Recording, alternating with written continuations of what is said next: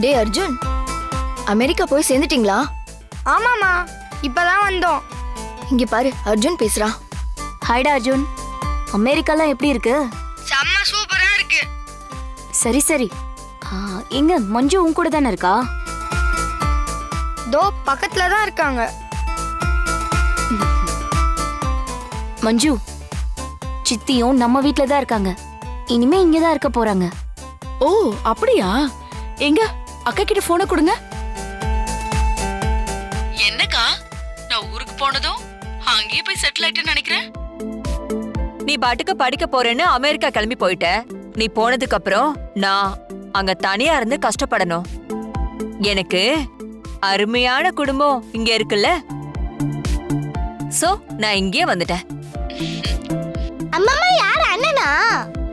ஆமா, கொடுங்க. இந்தா பேசு.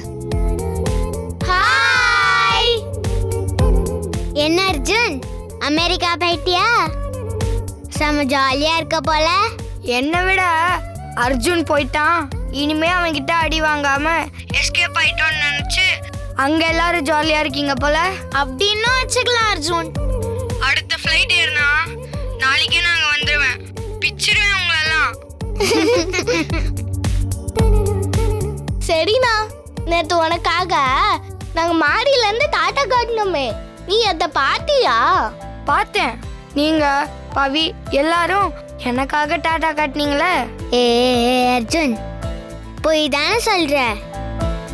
நீ ஃப்ளைட்ல இருந்து பார்க்கும்போது நாங்களாம் எறும்பு மாதிரி கூட தெரிஞ்சிருக்க மாட்டோம். ஏய், நிஜமா தெரிஞ்சீங்கப்பா.